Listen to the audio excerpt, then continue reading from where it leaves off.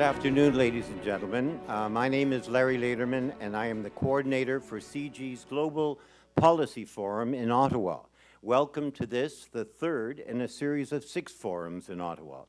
I would like to first recognize the presence of some members of the Diplomatic Corps, the High Commissioner of Jamaica, Her Excellency Janice Miller, the Ambassador of Serbia, His Excellency Mihailo Papazoglu, and the Ambassador of Algeria, His Excellency Hossein Megar. We also welcome diplomatic representatives from the embassies of Russia, the United States, Venezuela, the Philippines, Turkey, the High Commissions of Pakistan, and South Africa. And we are also delighted to welcome the founder and chair of the Board of Directors of the Center for International Governance Innovation, Mr. Jim Balsillie, and the president of CIGI, Rohinton Medora, and other members of the board of CIGI and its faculty. I would like to now mention that we have amongst us some former Deputy Minister of Development of Global Affairs and now Special Advisor on Syrian Refugees, Mr. Malcolm Brown, the President of IDRC, Jean Lebel, and members of the Canadian government, including the Privy Council Office, Environment Canada, Department of Global Affairs, Immigration and Finance, the business community of Ottawa, the media, and students and faculty from Carleton University and the University of Ottawa. It's now my pleasure to introduce to you Dr. Rohinton Medora, the President of CIGI. Larry, thank you, and welcome. It's good to see old friends and new at CIGI's ongoing speaker series, the Global Policy Forum. Larry mentioned that the CIGI board and management is here, and that's because we have our own board meeting here tomorrow, and so we thought we'd take this opportunity to have Ahmed Galal, who sits on the CIGI board, give a talk to us this evening. We've also taken the opportunity to change slightly the format that many of you would be usually used to. And so I will introduce to you Arif Lalani, another one of my bosses on the CIGI board, and then he will formally introduce Ahmed. And we've also asked Scott Clark to act as a bridge and a respondent between the Q&A and Ahmed's comments. Arif Lalani, many of you would know and needs no introduction to a group like this, but will still get a brief one. He has had a long and distinguished career in Canada's Foreign Service. He's a product of the University of British Columbia. He's led the Policy Bureau in the Department of Foreign Affairs. He served as ambassador to Jordan, Afghanistan, and is now currently our ambassador to the United Arab Emirates. He has also had postings in many other cities, including New York and Washington, D.C.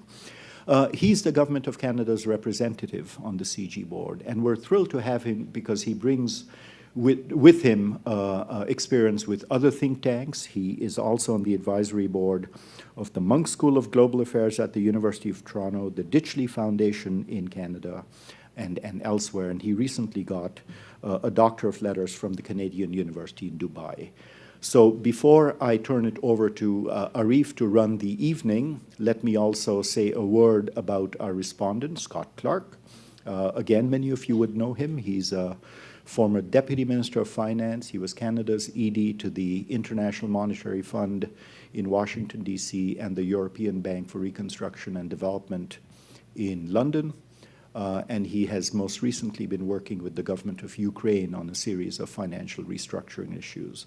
So, Arif, over to you. Thank you.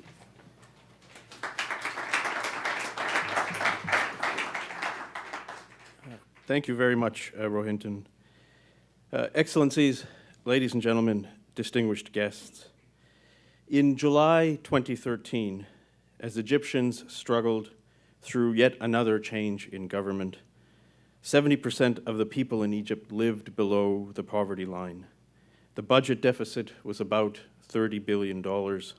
Foreign reserves were dwindling, and foreign investors were scarce.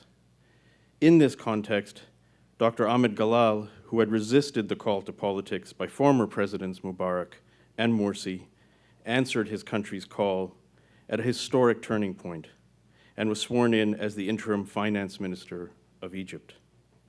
Later that year, Ahmed Galal would also miss his first meeting ever of the CIGI board.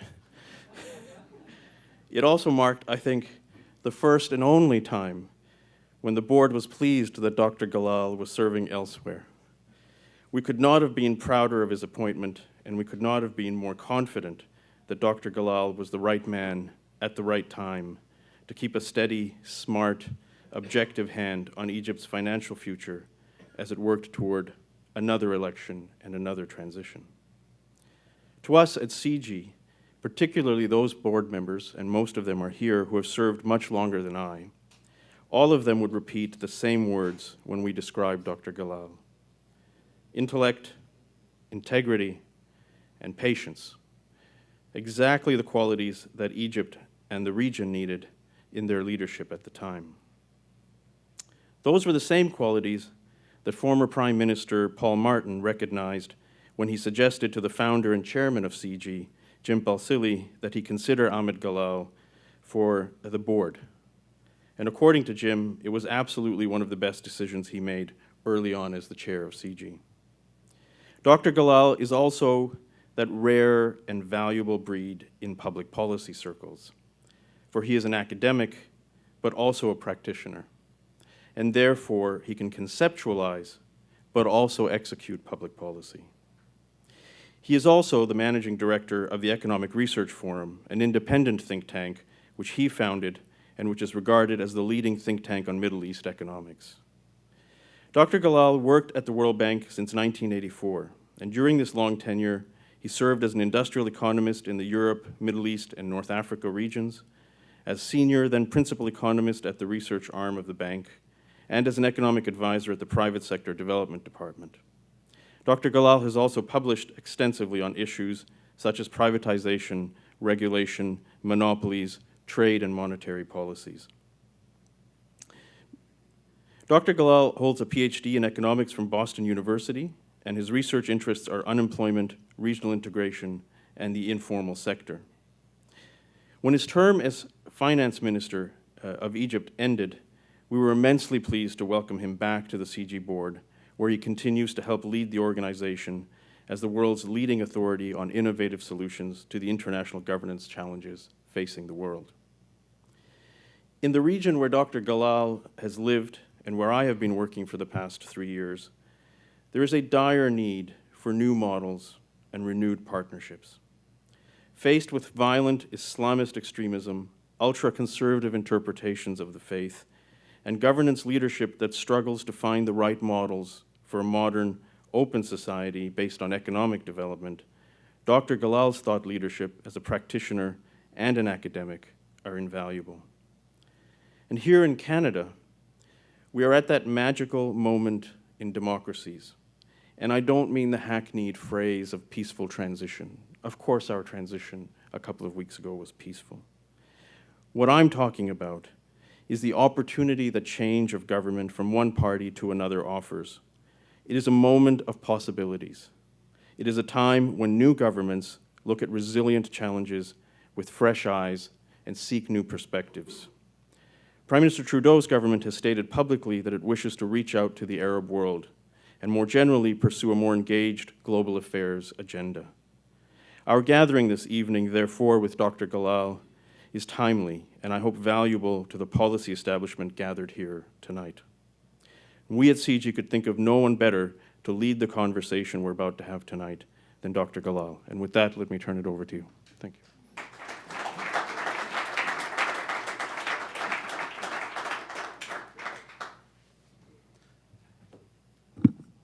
Thank you, Ari, very much indeed. And that was the best introduction I've ever had so far. I think every time I'm invited anywhere, I'll ask them, please bring Arif. He's the only one who can introduce me better than I ever can do. Thanks, Rohinton, for the invitation. Thanks to CIGI for being here. And I feel like I know Canada. I mean, through my association with IDRC and CIGI, it has been quite a while. I've been coming here at least for a decade, at least twice a year. I've had the privilege and opportunity to learn a lot more about the country. And the one thing that really stands out in my head that I can't let go of is that Canada is a fantastic country. Now, thinking about it from outside, I'm not a Canadian. It's a country that's not too big to be scary, and it's not too small to be insignificant. Canada is very well positioned to play a wonderful role on the international scene. And if you don't believe me, just think of CIGI, because CIGI is a symbol of that. It's a Canadian institution, but guess what? What it focuses on is international governance, improving international governance and innovation. So it's always wonderful to be here. I always enjoy meeting lots of friends and friendly faces in the audience that I'm familiar with. And I always learn a great deal, and I hope on my part that I contribute a little bit to whatever endeavor that I'm here for. Let me turn to today's subject and begin with a confession. In preparing for this talk, I decided to cheat a little bit. I decided to go and look at what other people have said about the Middle East in the context of the Global Policy Forum and in other events that were handled by CIGI. And I admired a great deal the quality of what was being said. However, I didn't recognize the Middle East in what I have seen. Let me explain a little bit what I mean. This is all introductory. It's going to take me a little time to get there. In one case, somebody was making the broad point that the Middle East is immune to democracy. Why? Simply because they never have had a history of democracy. And what a silly argument. Think about Latin America 30 years ago. Think about Eastern Europe. Think about Asia. Think about Africa. And actually, they had no history of democracy. And they now, if you look around, hardly any of them is not. And as a matter of fact, the now well-established democracies were not one of these days. It's a bit in the distant past, but it's also true. So that's one story that I didn't buy. The other story that I didn't buy either was the one that says Islam and the values that the religion carries is just not compatible with democratization and development.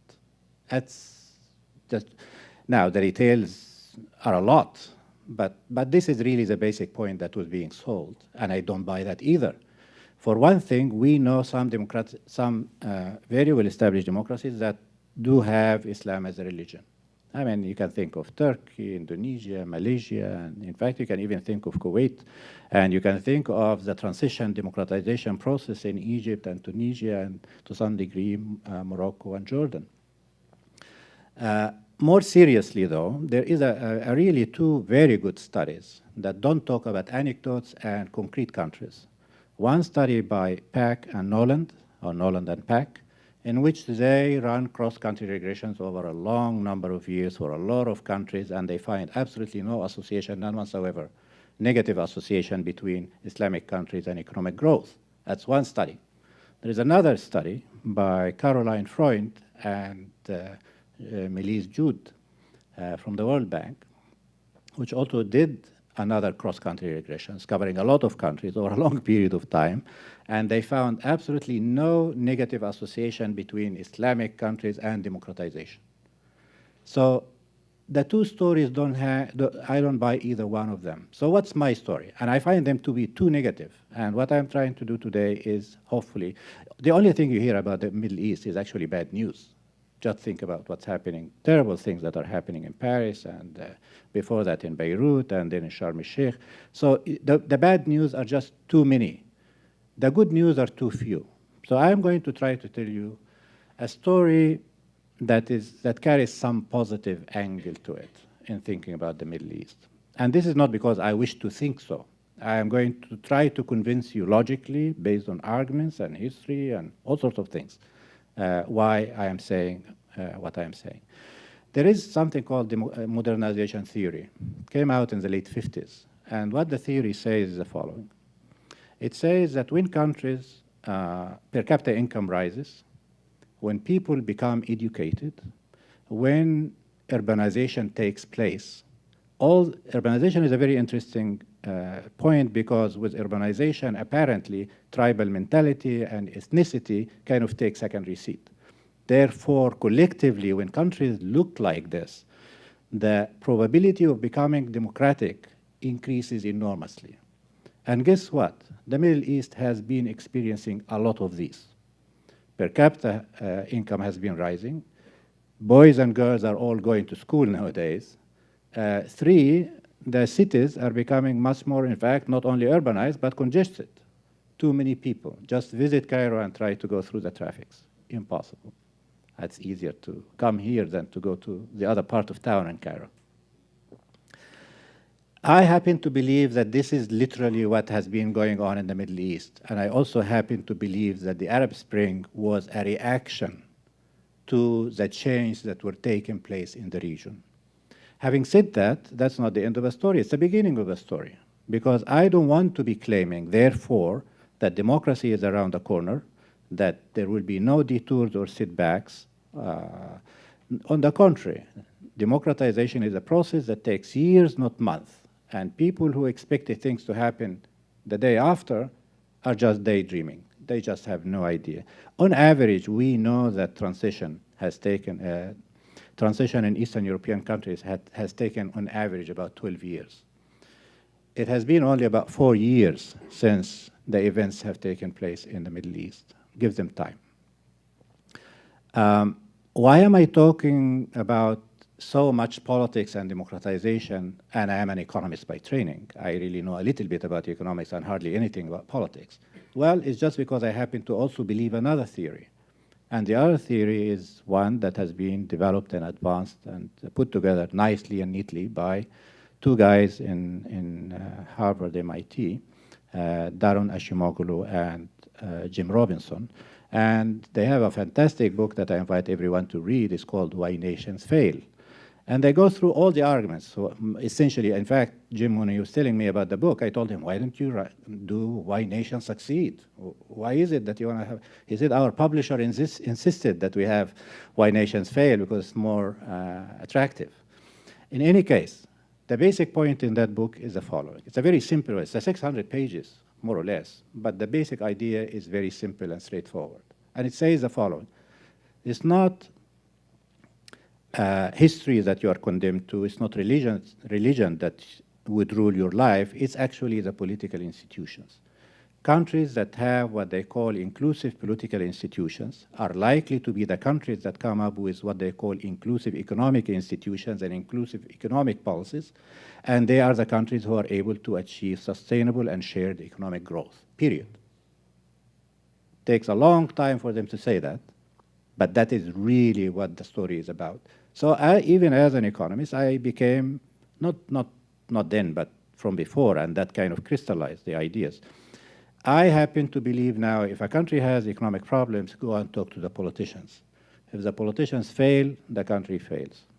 So what I am going to be saying then is telling you a story about the economics of the Middle East, not about Egypt. I'm not going to be talking about the tough job that I had to deal with at one point in time. I run an institution called the Economic Research Forum that really focuses on the Arab countries, Iran and Turkey. So I like to be sincere to what I do for a living, and I like to talk about the region rather than talk about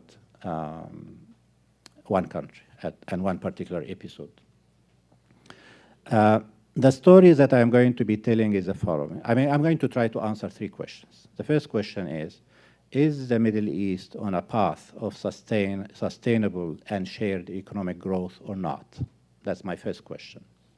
My second question is, if not, why? My third question is going to be, and if it's going to be politics from what I have just been saying so far, you must have figured out that I'm going to be saying it didn't work as well, and the politics was the problem. And the question becomes, so given the change that are taking place in the region, can we say something to predict the future? Can we say something meaningful about what to expect in the future? Let me just conclude that long introductory part by saying two small things. One is I'm not going to be talking about countries in the region in conflict. So forget about talking about the conflicts in Syria, Iraq, and Yemen, and Libya. This is not what I'm going to be talking about. And the last one small bit that I want to mention here is that part of what I'm going to say is derived from an edited volume that I did with a colleague of mine, a friend of mine, Ishaq Diwan, that's coming out of Belgrave. in January 2016, and we call it the Middle East Economies in Times of Transition. Let me start with the first question. Is the Middle East on a path of sustainable and shared economic growth? And it's a bit tricky when you begin to look at the numbers and try to interpret them, right? So let's start with growth. In fact, when you look at the numbers, the region did very well. Looking at the average rates between 1980 and 2013, the region made some sort of 3.7 average rate of growth per year. And that compares quite favorably to most regions in the world. In Sub-Saharan Africa, it was only, during the same period, it was 2.8. In Latin America, in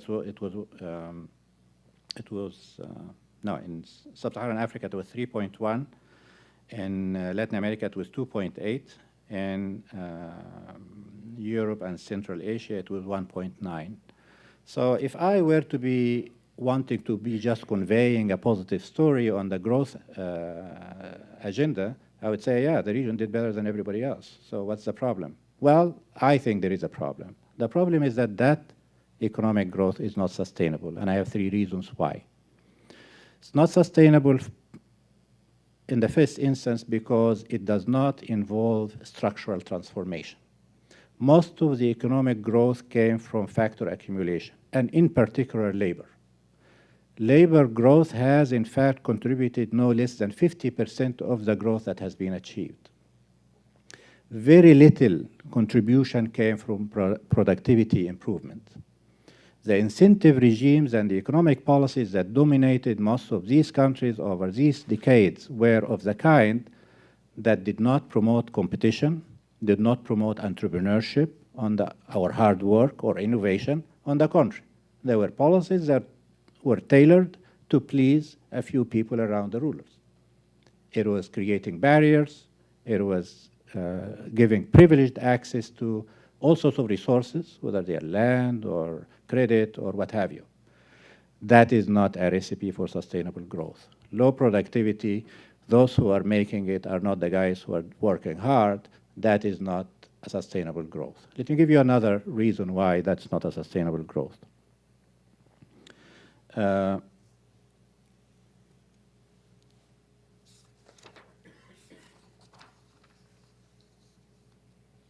Most of the growth did not come from exports.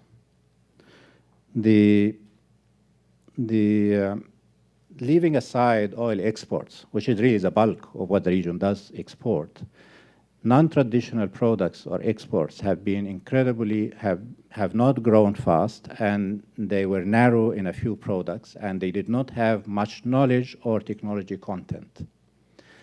The region tried, in fact, to do free trade agreements with the major blocs or trading partners, with the EU, with the US, but this is what we call in economics, they were shallow free trade agreements. They were not the NAFTA-like. Shallow in the sense that they were liberalizing trade on the borders, but do not involve any reforms behind the borders. No competition policy, no promotion of investment, no labor environment, all sorts of things that usually good FTAs do bring about. And in fact, they tried, the Arab countries have tried also to have their own free trade agreements, right? They started the process at the time the EU started, something like 50 years ago. I have a book I edited with Bernard Hochman that came out from Brookings 10 years ago. It says something, the title is something like Arab Economic Integration Between Hope and Reality. And it turned out to be more hope than reality. In a way, they got together, they agreed to trade with each other what they don't produce, what they don't have. I sell you what I don't have, you send me what you don't have, sort of thing. And it stayed at the level of goods and services, and there was absolutely no discussion of labor or capital. The region is a very interesting region. It's distinguished by countries that have excess or abundance of capital and scarce labor. These are the Gulf countries. And then you get the labor abundant, capital scarce countries like Egypt, Tunisia, Morocco, and the rest of it. And essentially, what they should have been doing is really talking about labor mobility and capital mobility, not about goods and services that they don't produce or export or engage in trading anyway. So it was all messed up. I remember when Amr Moussa became the Secretary General of the Arab League, he invited me to give him advice, and he said, what should I do in economics between these countries? I said, don't do anything that they have done so far and do something new. And I suggested focusing on labor and capital. Nothing much has happened. It takes a lot of other things. It takes political will, willingness to surrender sovereignty to some degree. It takes something that's not there. That is why nothing much has happened so far. Let me give you one third reason why growth is not sustainable. I think I'm spending a bit too much time on one issue.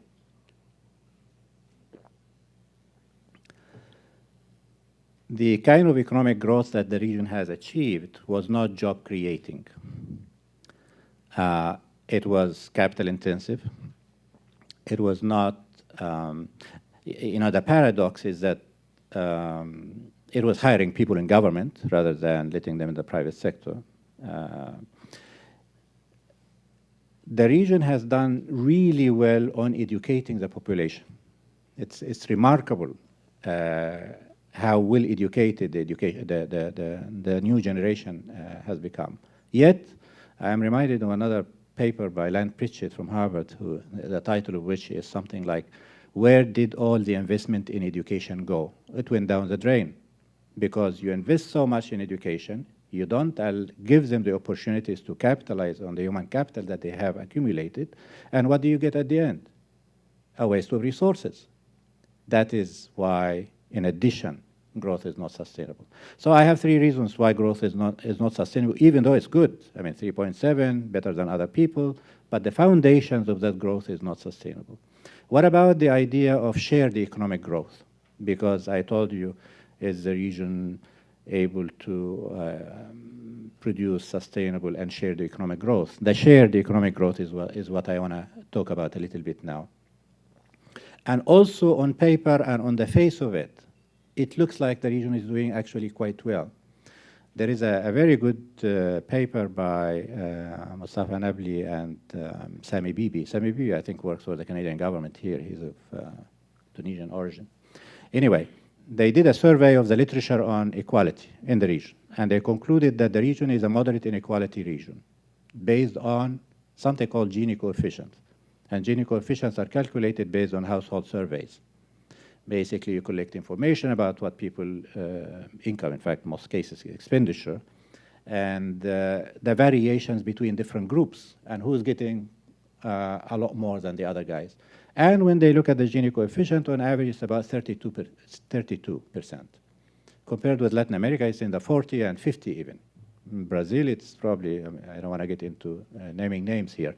But in any case, the region really looks good, just like it did look good on the issue of growth. It also does look good on issues of inequality. Not true. Two reasons. One, household expenditure are problematic. First of all, they are expenditures, not income. And the variations between people when it comes to their income is much, much higher than the variation when it comes to expenditure. That's one. Second, household expenditures typically miss top income groups. If you are very rich, if you are making so much money, you tend not to be included in the household surveys. You either don't report it to begin with, or alternatively, they don't come and ask you. Either way, whatever numbers you get at the end of the day are really not accurate. Leaving that aside, we have done at ERF over the last few years quite a few studies on the so-called equality of opportunity. So forget about what people have. Let's talk about whether people start the race from the same starting line. And on every possible outcome, the results are not favorable. For instance, if you want to know about the chance, well, you have to, we usually compare the groups of the population and the advantaged ones as opposed to the disadvantaged ones. The advantaged ones will be the kids that are born to rich parents, their parents are educated, they live in good areas, as opposed to the opposite for the disadvantaged. And whenever you compare the kid in the two groups, the results are just in Yemen, the advantaged baby has almost 100% probability of living in the first year. For the disadvantaged one, it's 1 in 10 that dies in the first year of being born. In Morocco, it's 1 to 5. In Egypt, it's 1 to 3. So the chance that the baby dies in the first year is much, much higher when they are born to circumstances that they are not responsible for and ethically unjustified. That is for child mortality. Education attainment, it's more or less the same. I have so many numbers, but I don't want to get into. There is one study that I want to cite here on the Egyptian case because I find it really counterintuitive and interesting. We have a policy of free education for all at all levels of education. And the justification for that policy is that you want to give equal opportunity to everyone. That sounds really good, no? The truth is, when someone looks at the facts, who actually are the kids who go to university and who are the kids who don't, the probability of going to university for the advantaged kid is something like 98%. For the poor kid, it's about 5%. So this is a disconnect, total disconnect between what the policy intentions are and what actually transpires at the end of the day. So on inequality of opportunities, the region is not doing well. And then the last bit that I want to make here in relation to questions of equity is that I said nothing about distribution of wealth.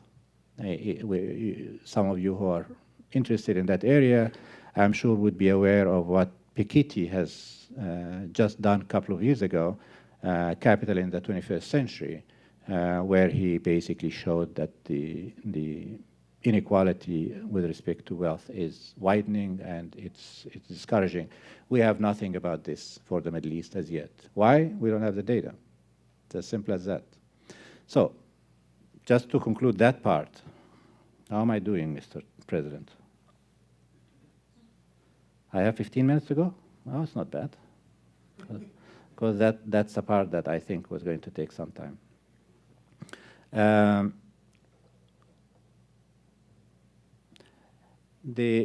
So on both growth and the sustainability of growth, on equality and inequality and whether it's true or not, the region looks like it's doing well, but it's not.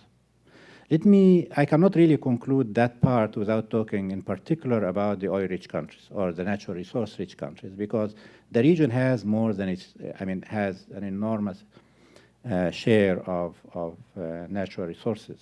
In fact, according to OPEC,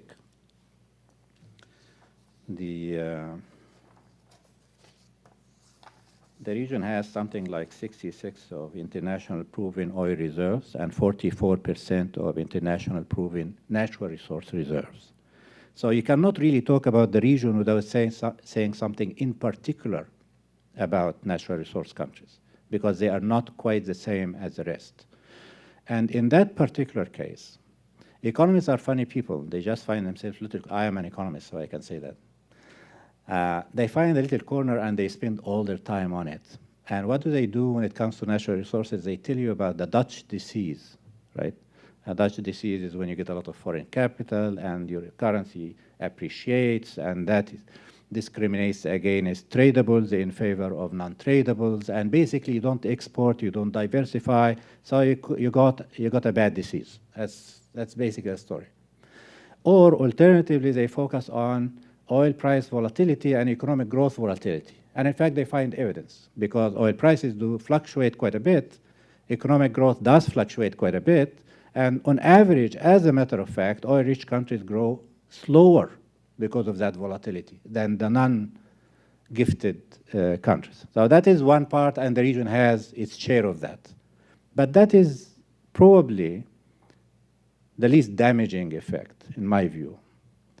the other damaging, more serious damaging effect is the impact of natural resources on governance. We all know that no representation without taxation. When governments have a lot of money, they don't necessarily have to democratize. They don't have to open up. I can afford giving economic handouts, and I don't have to give you something else. So, although the countries, but yeah, I mean, let me also be more balanced here, because it's also untrue to just mention the negatives. These countries have a lot of resources, and they have used it quite effectively in many ways. They have done a lot of infrastructure. They have educated their people. They have created some industries. So they have used the resources to make some progress, because these countries, without the oil, without the natural resource, would have been very different countries. On the other hand, they have some negative side effects, if you like. That's my answer to the first question. Second question, I promise you, is going to be much shorter. So we have a region that seems to be growing. Inequality seems not to be too bad, but the underlying explanation is that this is not sustainable nor shared widely, and I think we have an issue with the issue of natural resources. By the way, most of the literature on natural resources tells you the following.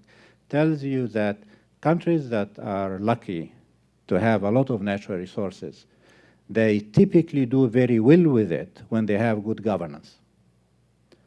The trouble is when they don't, because it works the other way around. And you get into a vicious circle where natural resources have a negative impact on governance, and not very good governance essentially leads to not a good or a full exploitation of the natural resources. No surprise, for instance, that countries like Norway, Canada, Chile do very well with their natural resources. Not everybody else. There are enough examples of the opposite kind that I don't want to name them right now. If this is the outcome, if this is how the region did, and I don't think it did as well as it could, for sure, why is that the case? And you get tons of explanations. I've given you two explanations that I don't agree with at the beginning, history and religion. There's a third one that comes from Washington this time. And this is, these countries didn't adopt the right policies. You know, they didn't do on monetary policy, they didn't do flexible exchange rate, and they didn't manage their resources well, reserves well. On fiscal policies, they went into white elephants and ran big budget deficits. Basically, if you want to fix all these problems, just get your economics right. What is fundamentally flawed about that argument is economic policies are made by politicians, not by economists. It's not good enough to know the right answer. It is equally, if not more importantly, that those who are taking the decision are picking the right policies, right? And why would they do that? In economics, we have this funny thing. Everybody is maximizing something. Consumers are maximizing utility. Producers are maximizing profit. Well, you ask yourself, what are politicians maximizing? Staying in power. It's as simple as that. They just want to prolong staying in power. That is what it is about. So staying in power, does it necessarily mean or is equal to maximizing welfare? Who said so? Not at all. Big distance between the two. So it is actually politics. It is not that these countries decided not to adopt the right policies. They probably know them. That's not a question of knowing. It's a question of wanting and willing and interested. What is the story about politics and political regimes in the region? Lots of stories. Political scientists they write quite a bit. And the number of books on the Middle East and the political economy of the Middle East is just countless. And it has proliferated after January 2011. But the one story that I buy is the following. There is something called authoritarian bargain model, whereby the rulers make a deal with their citizens. I give you some economic handouts, is something I referred to earlier, and you don't ask me for anything else. In fact, they went so far as to even want their sons to inherit the ruling after they are gone. After staying for 30 years in office, they still want their sons to be the next president. So it is, and that formula did function in the region for a long time. And then came, this is up till the 70s or thereabout. And then in the 80s and 90s, something happened.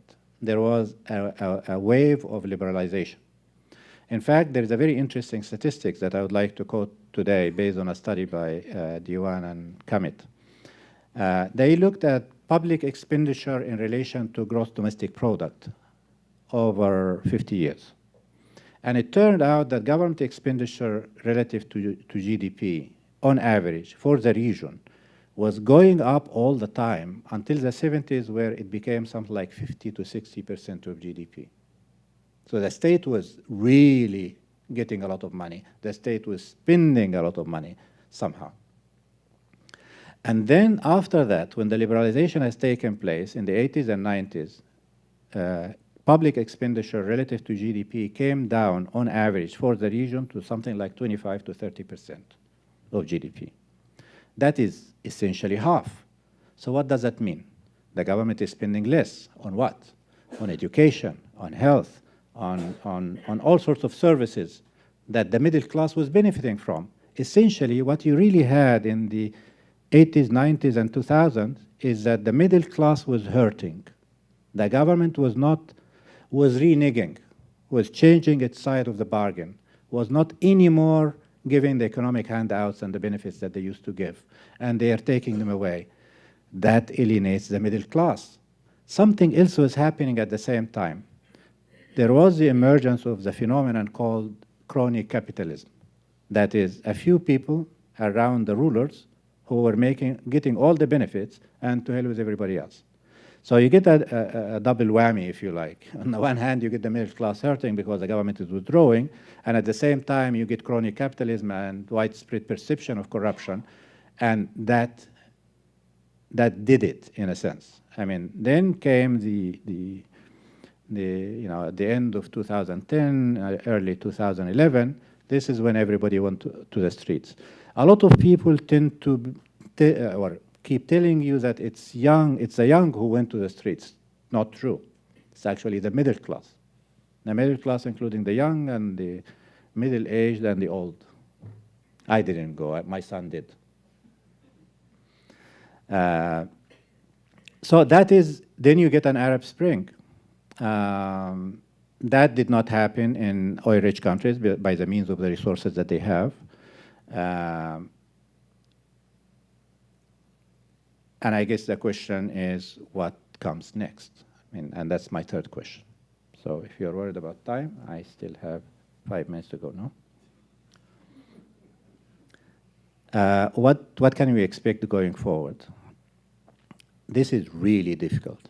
And, I can act like a politician and tell you, we are determined to do it and we are going to get there no matter what. And that doesn't work, right? You're not going to believe anything I say if I do that. And I'm not very good at it either, anyway. But we know that you cannot lump all the countries in the region in one pot. Conflict countries, leave them aside, and something hopefully will happen there for the better.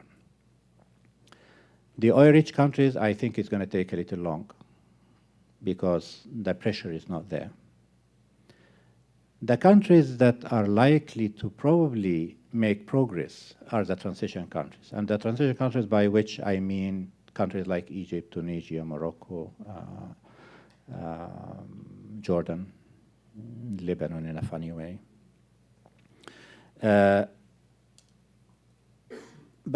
But what do we know? I mean, it's one thing to say what I have just said. Another one is to go a little further and see what has been the experience of transition elsewhere. And there is a really wonderful couple of studies in that regard. One that looked at 100 countries, over 100 countries, transition countries, over a long period of time. And they came up with some very interesting statistics that I would like to quote you.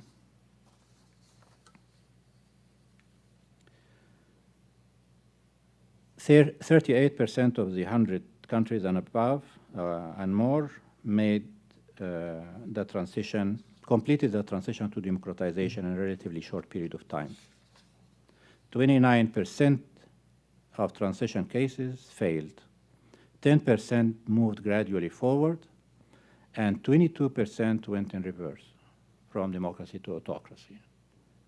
There are no guarantees in life. Things can go in any direction. However, what is really good about studying transitions of that kind is what insights, what are the factors that help you predict moving in one direction or another. And I have 5 of them to share with you. The first one is countries that make the transition tend to have an elite that is willing to make compromise. And I would bet you anything, this is what has happened both in Egypt and Tunisia compared with what has not happened in Syria. In the Egyptian and Tunisian case, the army and the police took the side of the population, the rebellions. You made the initial transition. In the Syrian case, there was a division, and that's why you get the chaos that you have. So elite unity is really turned out in looking at a lot of experiences of transitions, turned out to make a big difference. So that is one. The other one insight is the one that has to do with sharp breaks. Transitions, when you have a new regime that is totally different from what was before, without the foundations, without building the infrastructure, without connecting with everybody in town, sort of thing, they are likely to fail. And in the Egyptian case, that's what happened with the Muslim Brotherhood. They came to power suddenly. They had no link with the rest of the institutions and the populations. They wanted to do everything in no time, their way for themselves, and it just didn't work. People went to the street again. And for those who say that this was a coup, I mean, they need to remember that the army took the side of the people on the street in January 2011, and they took the side of the people on the street in July 2013. So they are 2 equivalent episodes. But the point that I want to convey here is the idea of countries that make the transition to democracy bring regimes that are not totally disconnected with previous regimes. Let me give you a third insight. Countries that have bureaucratic capacity and the rule of law, they tend to be countries that are able to make the transition compared with countries that don't. And the best example to illustrate that is Libya. Because what has happened in the Libyan case is that the country really didn't have the institutions, didn't have neither the state capacity nor the rule of law. The institutions were not there. It was the leader and everybody else, the general and all soldiers, nothing in between. So it disintegrated. It didn't work. I have one interesting one about two interesting ones, subtle really. They are not really that straightforward. The one about what happens in countries with different ethnic groups. Is that something that helped democracy or the other way around?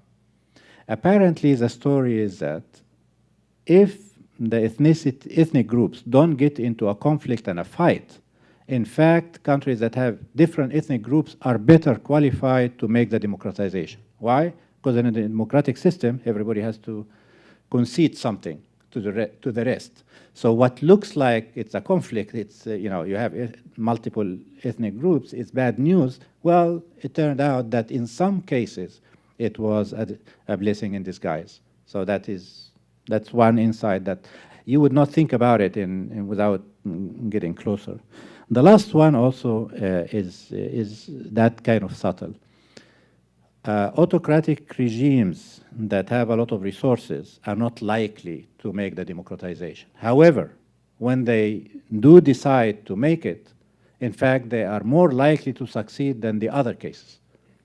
So the concept of a benevolent dictatorship, the concept of someone with the resources, they decide they want to make the move, it turned out historically in a lot of experiences that helps with the democratization process.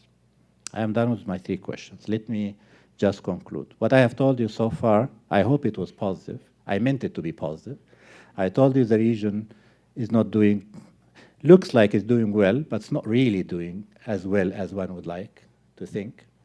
I told you that the politics was not good for a long period of time, and it began to improve, and there is a chance, there is a real opportunity for things to move in the right direction. And I gave you some insights that at least suggest that some countries in the region are probably better positioned to take off.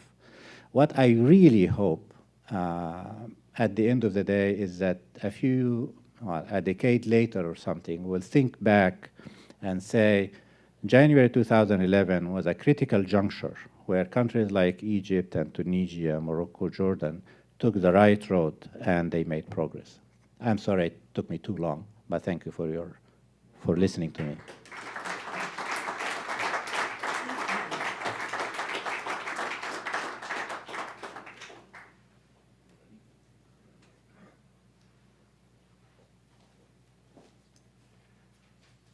Well, let me begin by saying it's a little intimidating to follow Ahmed given his comments, which were extremely interesting and well thought out. And I'm trying to think, what could I say based on my own experience, or were there some themes or issues that he touched on that I've also encountered?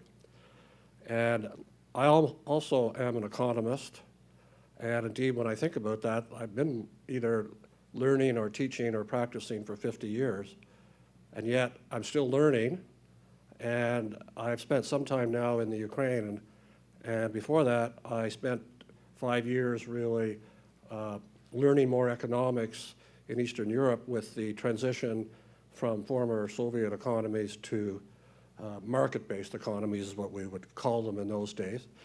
And so the word transition came up in Ahmed's comments, and institutional reform and governance as being key issues in terms of economic growth.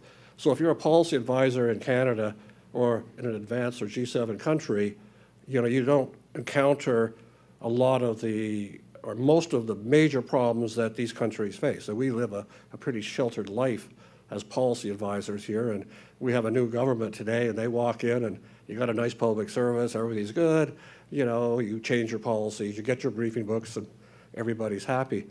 And last December, I was called by our ambassador in the Ukraine, could I come over and help the new Minister of Finance? She'd just been made cabinet minister and didn't have any idea of what to do. She'd never been in the public service, didn't know, she was committed, and there had been an armed revolution, people had died, and she needed some help. So it was Sunday, and could I leave Tuesday and be there Wednesday? And I said, well, what would I possibly be doing? And he said, well, you got to give her some help because it's important that this government succeed in putting the conditions in place for reforms and economic growth. This is their last chance. It's been a decade of failure, and if this government doesn't succeed, there's going to be a civil war. So I thought, well, I should probably stay in Canada. I don't think I can really help her very much. But I did go over there thinking, okay, I'll do my best. And I met with the minister, and we had a talk for about an hour or so. And I still afterwards couldn't figure out what exactly I should do, except I had decided that the advice she really needs was how to organize her office. Forget, giving advice on the IMF who were there and they needed a new program. Forget advice on tax reform, all the things that I had some experience in. My experience the next 2 weeks was actually saying, here's what we're going to do. We're going to get rid of everybody in your office, and we're going to give you a secretary, and we're going to give you a chief of staff, and we're going to give you a communications person. And she told me I don't trust any of my deputy ministers, and I said, well, that's fair, because there was so much corruption in the Ukrainian system, because it's it still was a Soviet system, which was based on essentially corruption. So I said, well, we'll just have to work around them. We'll have to get some special advisors in for you, like from the IMF or the EBRD or wherever we could get some people to come and help you. But right now, you're not able to function as a minister to make decisions because you have no one around you that you can trust, and you have no one around you who can answer the phone for you. you don't even have a scheduler, right? So, you know, you need to first get people in your office that you can trust. So that took me 2 weeks. In the meantime, she had to worry by the fact that she had a budget to do, she had the IMF there, she couldn't trust anybody. You know, when I say that there's corruption, you have to understand in a country like that, that a deputy minister gets paid $100 a month. All right, so you go figure. When you're in the meeting with these people, you look, that's a very nice suit this person's wearing, he's driving a nice car. How does he do that on $100 a month?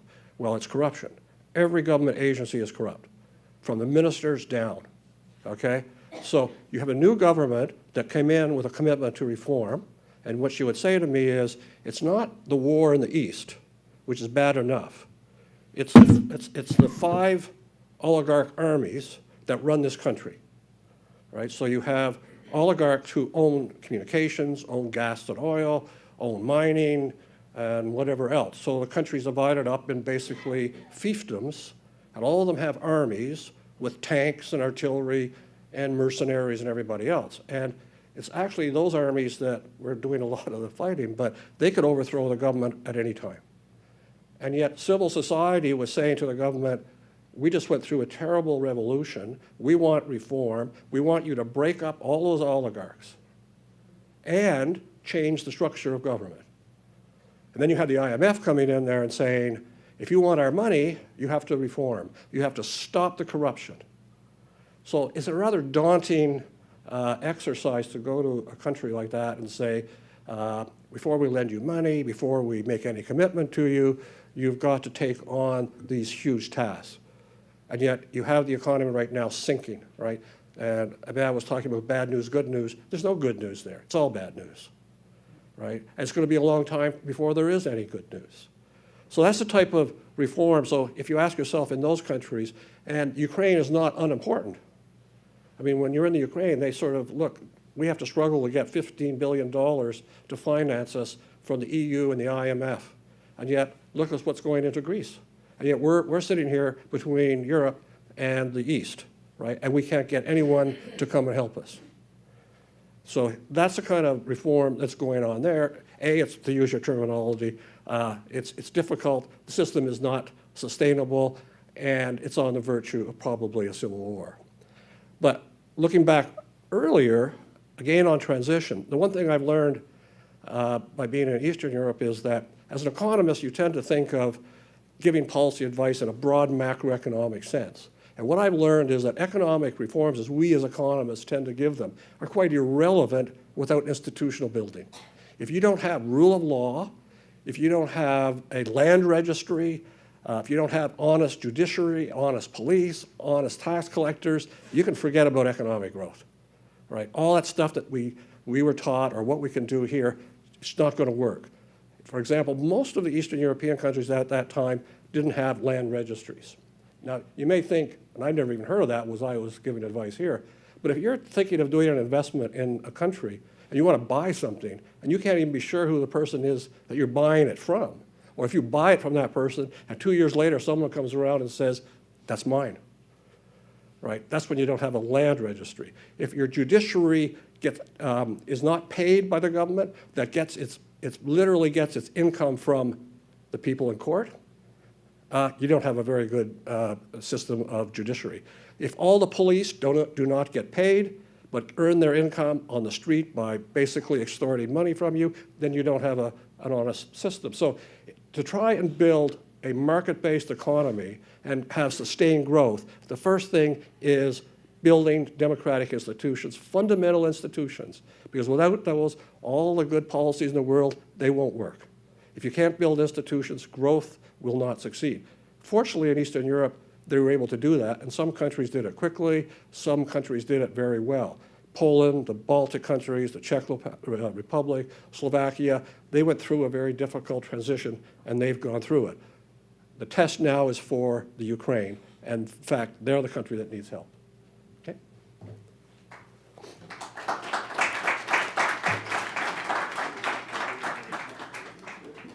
Thank you very much, Scott, and thank you very much, Dr. Galal. I might ask Dr. Galal to come up, and we have a few minutes for a Q&A. So why don't you come up to the mic, and I'll moderate for you. So I'm going to just go from the front to the back. So the gentleman here, there are microphones. So if you could just stand and tell us,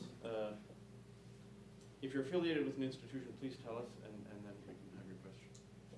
I was affiliated with an organization called the Parliamentary Center, which worked on parliamentary development in the Middle East, among other things. The question I want to ask is about the role of the international community in encouraging the transition, especially in governance.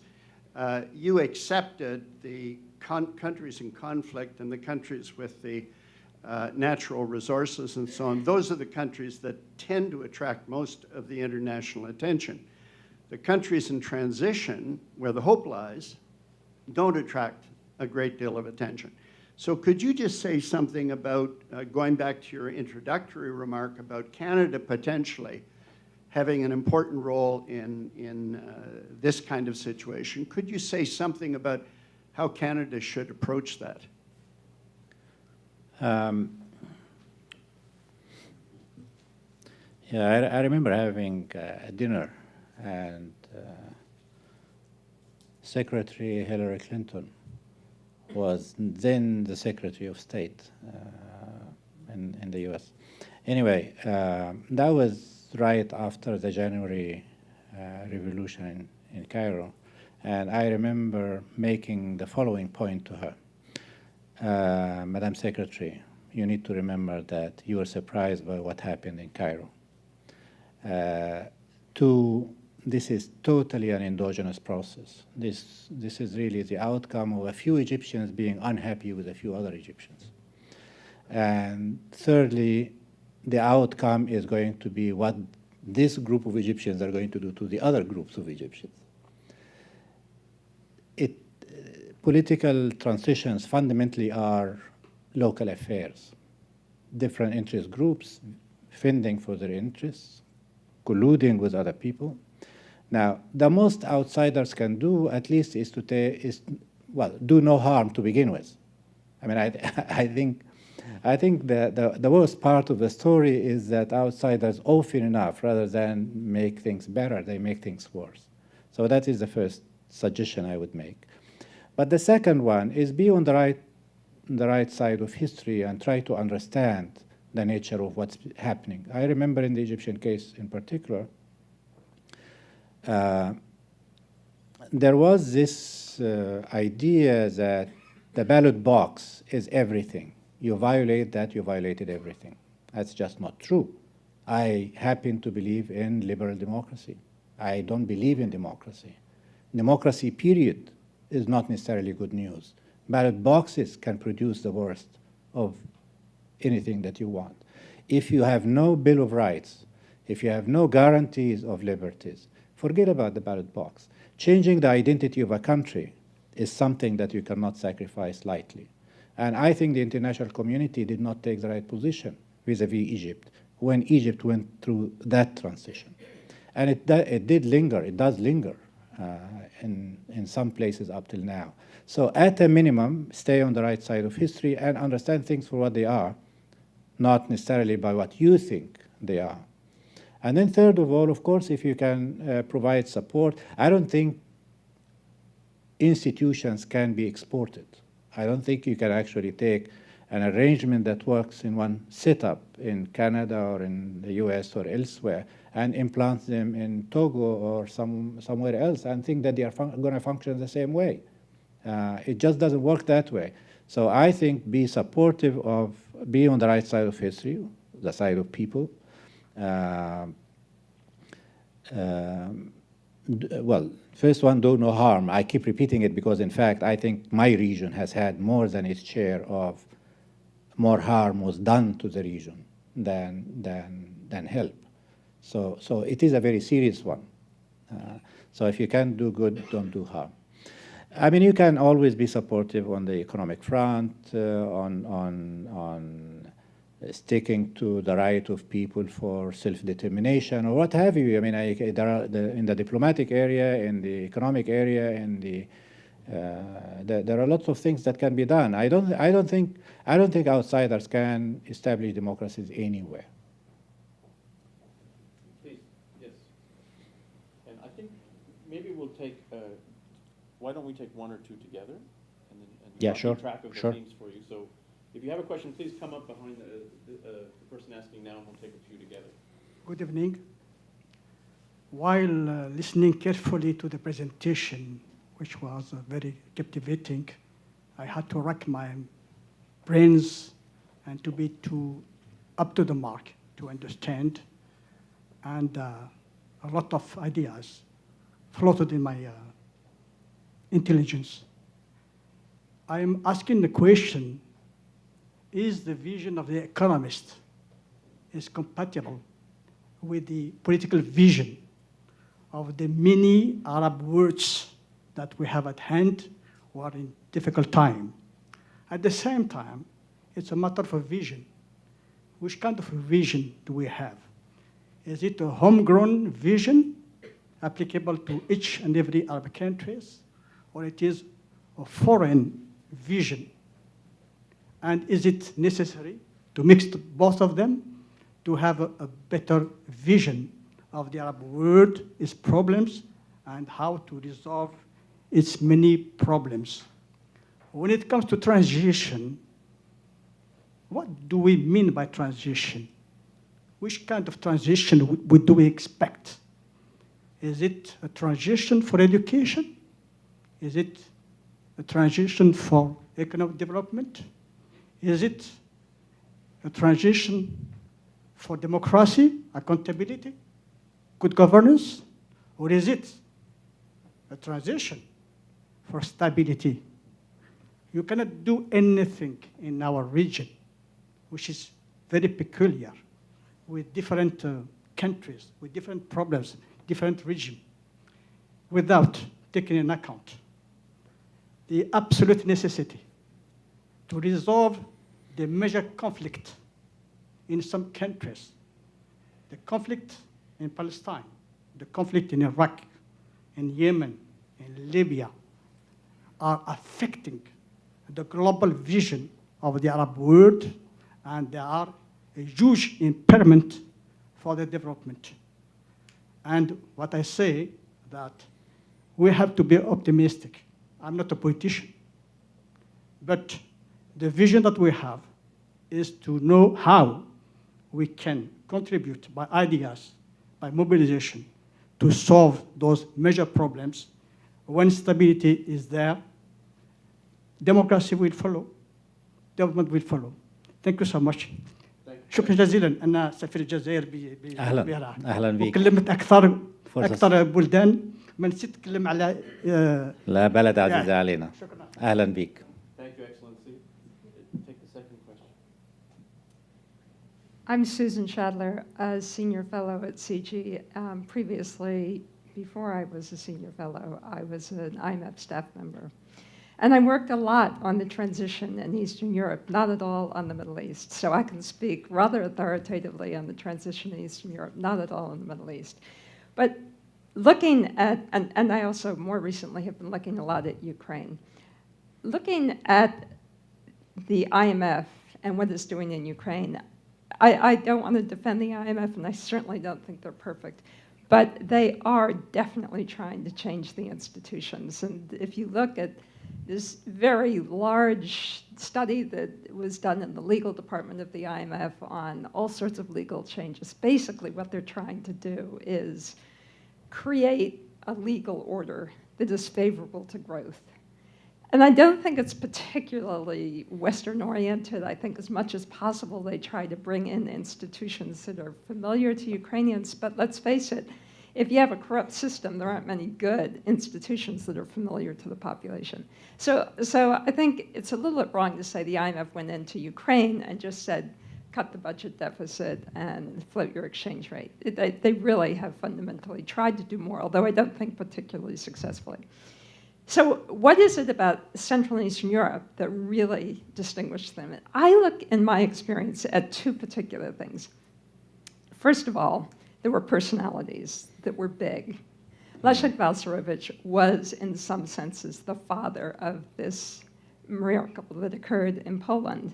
And in Czech Republic, you have Havel and Václav Klaus, who were also just big personalities that kind of carried the day. So it's hard to say, oh, well, you just have to wait for the right personality to come along. But frankly, in the countries that have succeeded in a huge way and quickly, it's typically personalities. And I think the good thing about Ukraine is that they do have a truly spectacular finance minister. If anyone's ever going to bring that place right, it's probably going to be her. But second, and this is where the not importing systems from other countries raises some questions for me, because certainly what motivated the Poles and many of the other Central and Eastern European countries through some of the worst times, and they were bad at the beginning, was that they had the promise of getting into the EU. I mean, at the beginning, it was a little bit implicit rather than explicit, but it very quickly became explicit. And basically, they were told, if you take the EU system, lock, stock, and barrel, put it in place, legal system, bureaucratic systems, open trade, pricing systems, if you just take the European system and you put in place the acquis communautaire, you're in. And that was hugely motivating for them. And I fear one of the problems in a place like Ukraine is they don't have the thing at the end of this big struggle that says to them, look, you're going to be part of a club that you're going to love. So I think there are a lot of things about importing systems that cut two ways. Thank you. Let's answer those two. Oh, And okay. I think one is about vision, what vision do you want? But the Yeah. second one, if I could just paraphrase also to connect it to Scott. Yeah, Are there models for Arab that we could? Yeah, with our friends from Algeria, I'm sorry I didn't mention Algeria. Algeria is a country that we care about, we like. And I think Algeria deserves to do better than what it has been possible so far. I think it has enormous potential.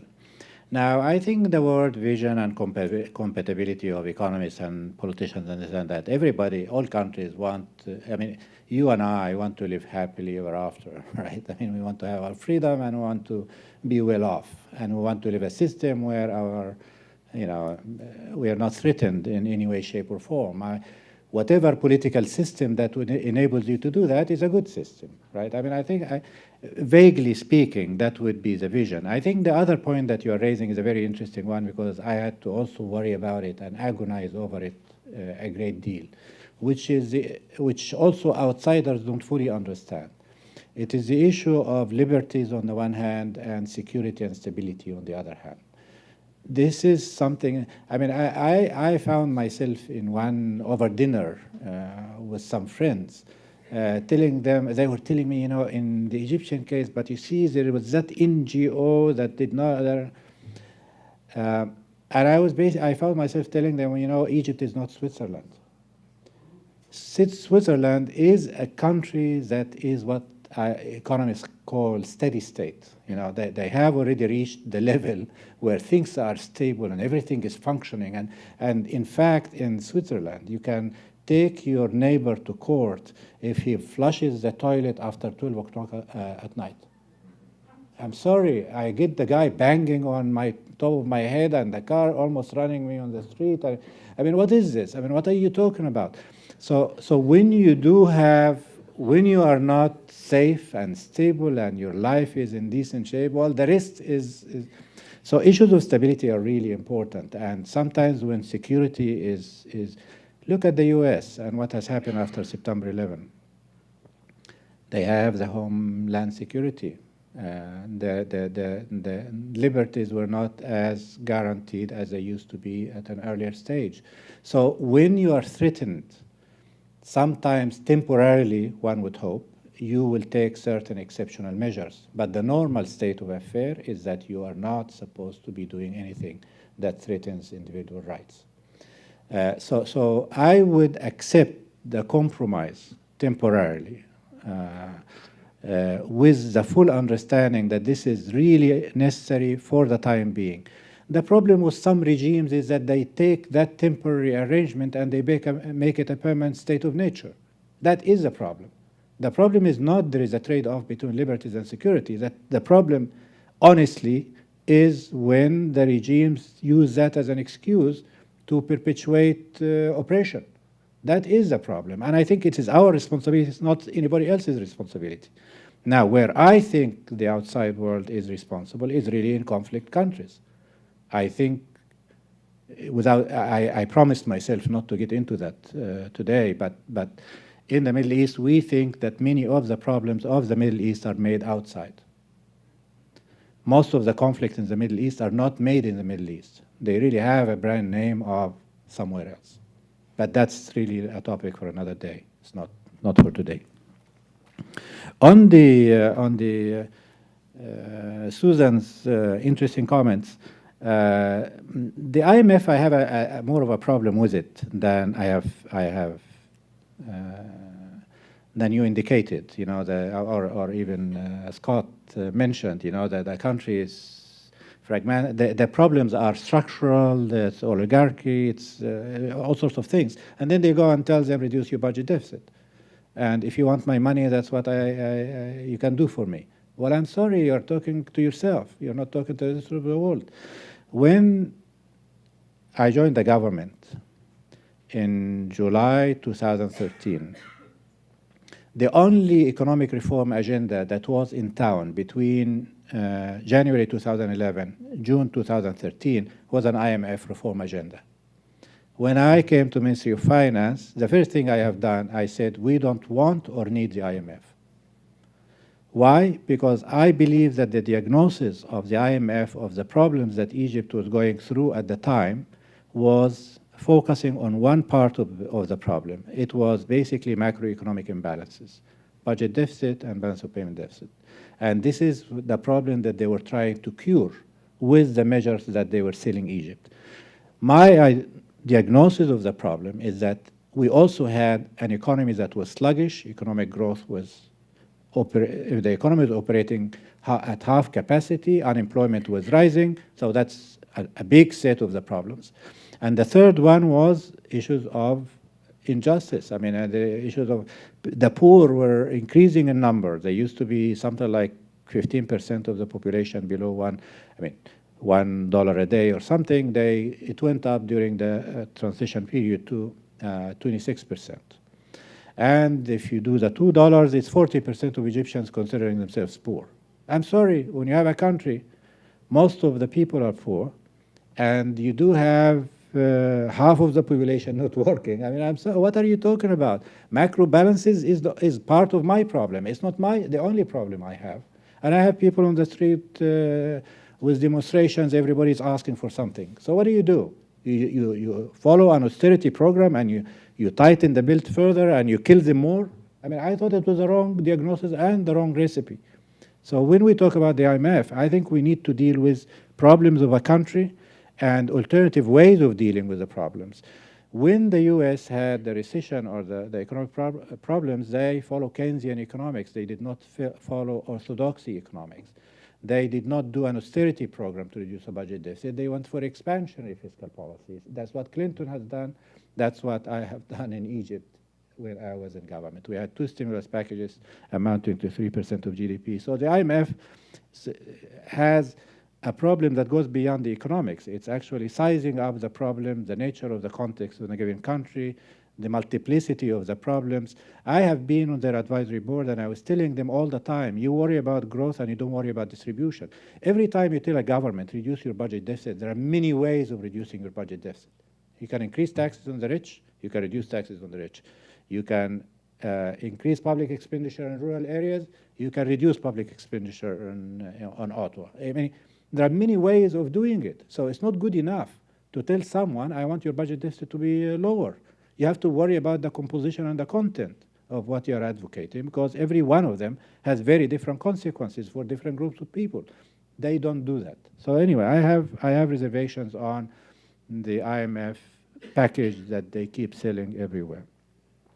On the issue of, I like the idea of, some of the Eastern European countries had the accession to the EU as an anchor, an external anchor. I think that's a fantastic idea. I do believe in it fully. But you have to remember that countries voluntarily decided they want to be members of the EU, and they voluntarily decided these are the reforms. This is the price. You want to get to a movie, you have to buy the ticket. That's basically it. If they wanted to be part of the club, should be willing to pay the price for that, and it turned out to be good for them anyway, right? So this is not the equivalent of exporting institutions. This is actually a voluntary behavior on the part of countries, and that makes a big, big difference.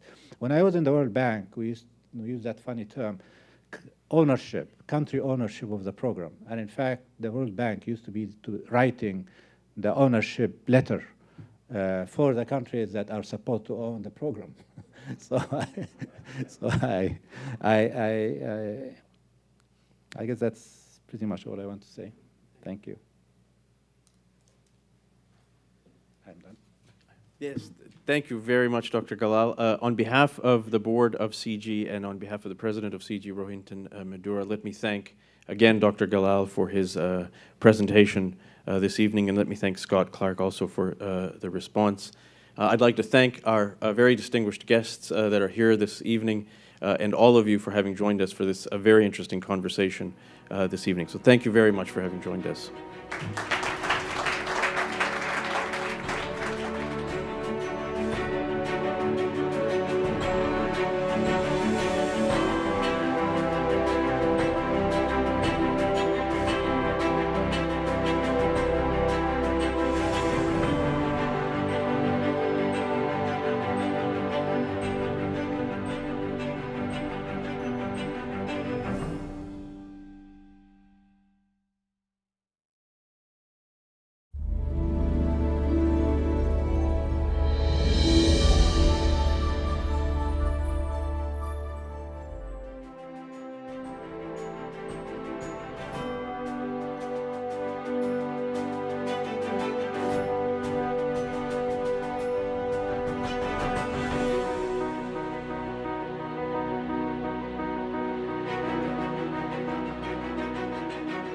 Good afternoon, ladies and gentlemen. My name is Larry Lederman, and I am the coordinator for CIGI's Global Policy Forum in Ottawa. Welcome to this, the third in a series of 6 forums in Ottawa. I would like to first recognize the presence of some members of the Diplomatic Corps, the High Commissioner of Jamaica, Her Excellency Janice Miller, the Ambassador of Serbia, His Excellency Mihailo Papazoglou, and the Ambassador of Algeria, His Excellency Hossein Megar. We also welcome diplomatic representatives from the embassies of Russia, the United States, Venezuela, the Philippines, Turkey, the High Commissions of Pakistan, and South Africa.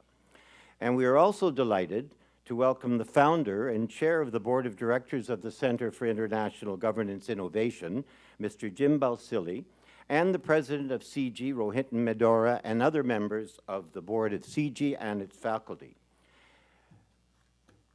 I would like to now mention that we have amongst us some former Deputy Minister of Development of Global Affairs. For the board. And according to Jim, it was absolutely one of the best decisions he made early on as the chair of CIGI. Dr. Galal is also that rare and valuable breed in public policy circles, for he is an academic, but also a practitioner. And therefore, he can conceptualize, but also execute public policy. He is also the managing director of the Economic Research Forum, an independent think tank which he founded and which is regarded as the leading think tank on Middle East economics.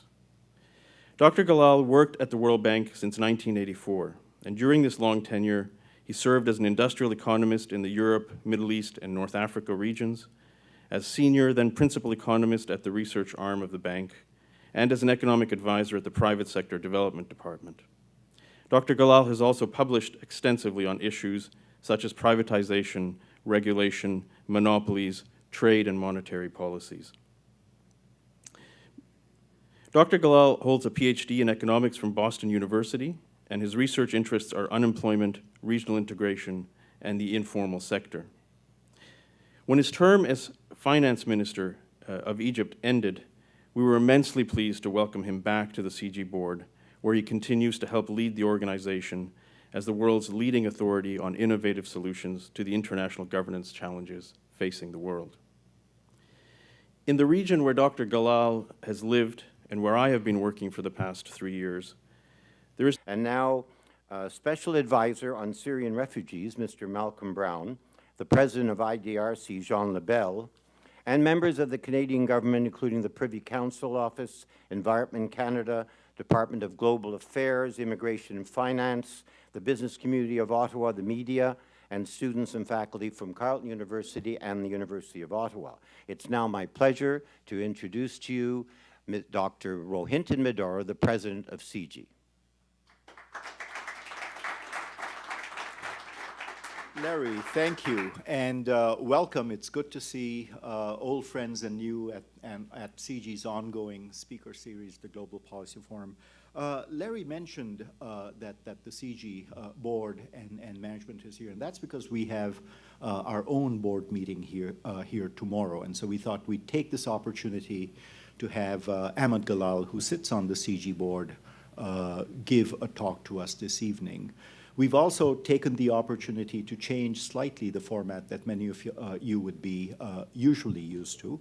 And so I will introduce to you Arif Lalani, another one of my bosses on the CIGI board, and then he will formally introduce Ahmed. And we've also asked Scott Clark to act as a bridge and a respondent between the Q&A and Ahmed's comments.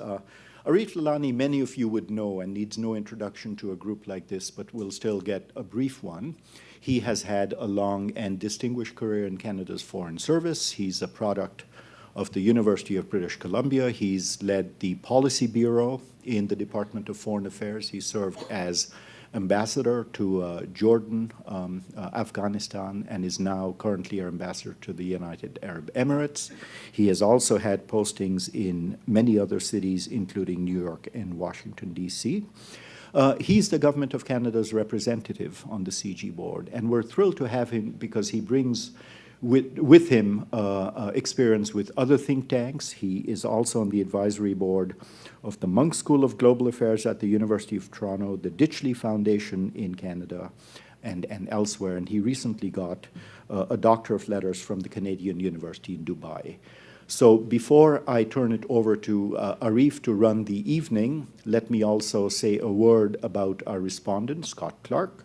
Again, many of you would know him. He's a former Deputy Minister of Finance. He was Canada's ED to the International Monetary Fund in Washington, D.C., and the European Bank for Reconstruction and Development in London. And he has most recently been working with the government of Ukraine on a series of financial restructuring issues. So, Arif, over to you. Thank you.